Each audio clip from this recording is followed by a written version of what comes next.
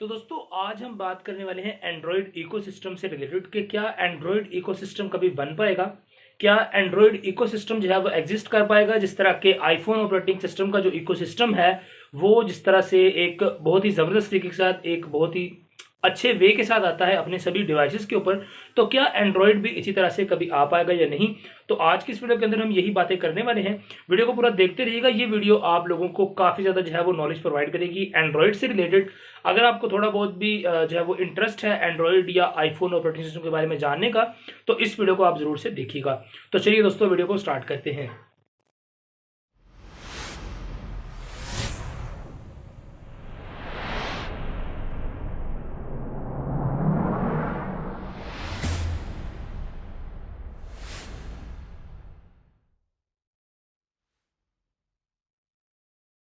जी हाँ, तो दोस्तों मैं हूं आपका होस्ट हाफिज मोहम्मद असद महबूब और आप देख रहे हैं टेक्निकल हाफिज यूट्यूब चैनल को।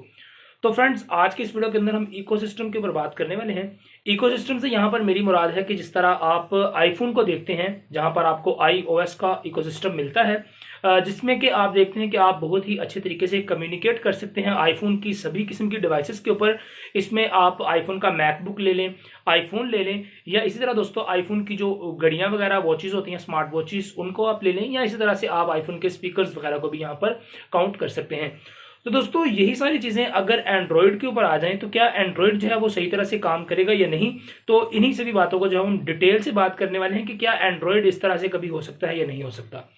तो फ्रेंड्स इस वीडियो को शुरू करने से पहले आप लोगों से छोटी सी एक रिक्वेस्ट ये भी है कि हमारे चैनल को जरूर से सब्सक्राइब कर लिया करें और आप एक लाइक कर दिया करें जिससे कि हमें हौसला मिलता है इसी तरह की इंफॉर्मेशनल और टेक्नोलॉजी से जो रिलेटेड वीडियोस होती हैं वो बनाने का।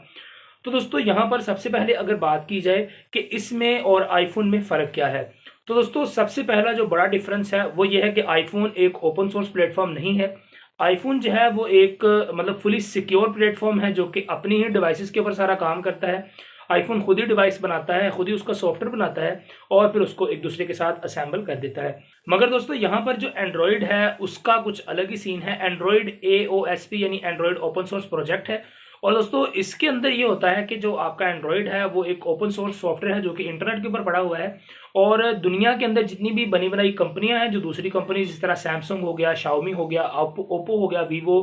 कोई भी कंपनी है, तो वो सभी कंपनीज एंड्रॉयड के उस बने बनाए सोर्स को उठाती हैं और उसको उठाकर उसमें अपनी स्किन डालकर उसको अपने हिसाब से डेवलप कर देती हैं। इसीलिए दोस्तों आप लोग देखते हैं कि आप अगर किसी सैमसंग का कोई बंदा अगर मोबाइल फोन यूज करता है तो उसको ओप्पो का मोबाइल चलाने में बहुत ज़्यादा दिक्कत आएगी। दोस्तों यहाँ पर होता यह है कि हमारा ऑपरेटिंग सिस्टम तो सेम ही होता है, मगर यहाँ पर हम जिस कंपनी के मोबाइल को इस्तेमाल करते हैं वो company Android open source project को इस्तेमाल करते हुए अपनी ही एक नई एंड्रॉयड की स्किन लॉन्च करती है और उसी स्किन के जो है वो हम लोग यूज टू हो जाते हैं और फिर हमारा किसी और मोबाइल फोन को चलाने का दिल नहीं करता।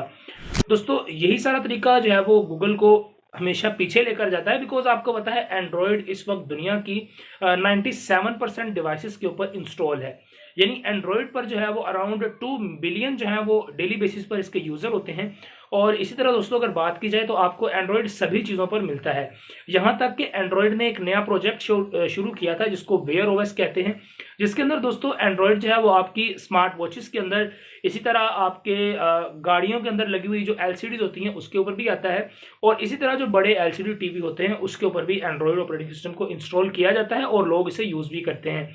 मगर दोस्तों एंड्रॉयड कभी भी सही तरह से काम नहीं कर पाता बिकॉज ये एक ओपन सोर्स है और ओपन सोर्स होने की वजह से अलग अलग कंपनीज उसको अपने हिसाब से डेवलप करती हैं, जिसकी वजह से हमारे जो सभी डिवाइसेस हैं वो आपस में अच्छी तरह कनेक्ट नहीं हो पाती। जिस तरह के आपको आईफोन और मैकबुक या आईफोन की जितनी भी प्रोडक्ट होती हैं वहां पर आपको एक स्मूथ कनेक्टिविटी मिलती है, क्योंकि दोस्तों उसके अंदर होता यह है कि सिर्फ एक ही कंपनी अपने उस सॉफ्टवेयर को डिजाइन करती है, एक ही कंपनी अपने उस सॉफ्टवेयर को सभी डिवाइसेस के ऊपर इंप्लीमेंट करती है और इसी वजह से उनका जो सॉफ्टवेयर है वो इतना ज्यादा स्मूथ तरीके के साथ काम करता है और आपको सभी डिवाइसेस के अंदर कभी भी उसको यूज करने में प्रॉब्लम नहीं आई। अगर आपके मोबाइल फोन में कोई डाटा है तो उसको आप अपनी मैकबुक और इजीली देख सकते हैं बिकॉज वो सभी एक दूसरे से कनेक्टेड होते हैं। मगर दोस्तों यहाँ पर इशू ये आ जाता है कि अगर आप ओप्पो का मोबाइल फोन इस्तेमाल करते हैं तो आपको ओप्पो के मोबाइल फोन में ओप्पो की कुछ अलग से एप्लीकेशन मिलेंगी और साथ में आपको ओप्पो की एक अलग स्किन जो है वो प्रोवाइड की जाती है।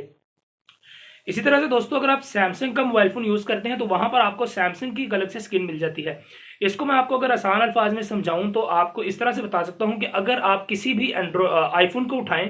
तो आईफोन के अंदर आपको सभी आईफोन के ऊपर एक ही मिलेगा क्लाउड, जिसको कि आई क्लाउड कहते हैं, और वहां पर सभी लोग जो है वो अपने डाटा को इंस्टॉल कर लेते हैं। दोस्तों उसके बाद होता ही है कि अगर आप सेम उसी आई क्लाउड से अपने किसी मैकबुक के ऊपर जो है वो लॉग इन करते हैं तो आपको अपने आई क्लाउड का वही डाटा अपने मैकबुक के अंदर भी देखने को मिल जाता है। मगर फ्रेंड्स यहाँ पर इश्यू ये आता है कि आप अगर ओप्पो के मोबाइल फोन को चलाते हैं तो आपको सेटिंग्स के अंदर जाकर एक ओ क्लाउड के नाम से ऑप्शन मिल जाता है। इसी तरह दोस्तों अगर आप वीवो चलाते हैं तो वहां पर आपको वीवो का क्लाउड मिल जाता है, आप सैमसंग चलाते हैं तो वहां पर आपको सैमसंग का क्लाउड मिल जाता है, जो कि एक बहुत ही ज्यादा बुरी चीज है, जो कि इन सभी डिवाइसेस को एक दूसरे से भी डिस्कनेक्ट कर देती हैं। बिकॉज अगर आपके पास मोबाइल है ओप्पो का और आप एक एलसीडी ले लेते हैं एंड्रॉइड वाली, तो दोस्तों वो दोनों आपस में किस तरह से कम्युनिकेट करेंगे, जबकि आपके दोनों डिवाइसेस के ऊपर अलग अलग किस्म के सॉफ्टवेयर हैं, तो वो एक दूसरे के साथ अच्छी तरह से कम्युनिकेट नहीं कर पाएंगे। और यही वजह हो जाती है कि एंड्रॉइड ऑपरेटिंग सिस्टम यानी एंड्रॉइड का जो इकोसिस्टम है वो इतना ज्यादा स्मूथ और इतना ज्यादा डेवलप नहीं है जिस तरह के आईफोन का इकोसिस्टम है।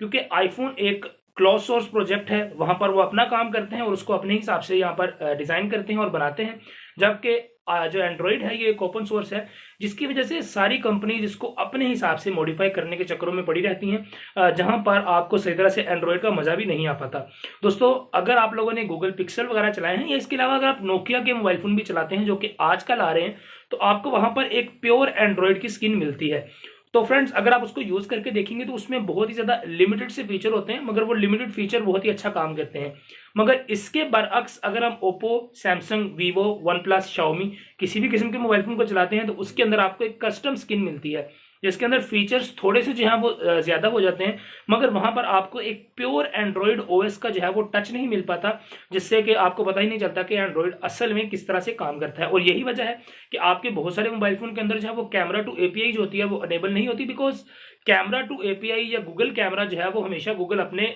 मोबाइल के लिए ही बनाता है। और अगर आपके मोबाइल फोन के अंदर ओरिजिनल एंड्रॉइड इंस्टॉल हो जिसमें कि कस्टम स्किन ना हो तो आप कैमरा टू एपीआई को इजीली इस्तेमाल कर पाएंगे। तो दोस्तों यही कुछ छोटी सी वजह थी जिसकी वजह से जो एंड्रॉइड का इकोसिस्टम है वो इतना ज्यादा कारगर नहीं है जितना ज्यादा एप्पल का इकोसिस्टम है। बिकॉज एंड्रॉइड के ऊपर हर बंदा ही सियाना है और हर बंदा अपने हिसाब से सॉफ्टवेयर बनाता है, और दोस्तों जो एप्पल है वहां पर वो सिर्फ अपना सॉफ्टवेयर खुद ही से बनाते हैं और उसको अपने हिसाब से ही कस्टमाइज करके डेवलप करके अपने यूजर को प्रेजेंट करते हैं। तो दोस्तों उम्मीद है कि आपको समझ आ गई होगी कि जो एंड्रॉइड का ऑपरेटिंग सिस्टम है या एंड्रॉइड का इकोसिस्टम है वो इसीलिए ही इतना अच्छा काम नहीं कर पाता जितना अच्छा कि आईफोन का या आईओएस का इकोसिस्टम काम करता है। तो अगर आपको वीडियो अच्छी लगी है तो प्लीज लाइक कीजिएगा, सब्सक्राइब नहीं किया चैनल को तो प्लीज सब्सक्राइब कर ले। हमारी वेबसाइट है technicalhafiz.com, उसे आप विजिट कर सकते हैं, वहां पर आपको बहुत सारी इन्फॉर्मेशनल मालूमात जो है वो मिल जाती है। और दोस्तों इसके अलावा आप हमें कमेंट करके बताएं कि आप किस तरह की वीडियोस देखना चाहते हैं या नहीं, और किस तरह की वीडियो आप लोगों को पसंद है वो भी आप बता सकते हैं, ताकि हम उसी चीज से रिलेटेड जो है वो वीडियोस आपके लिए लेकर आए।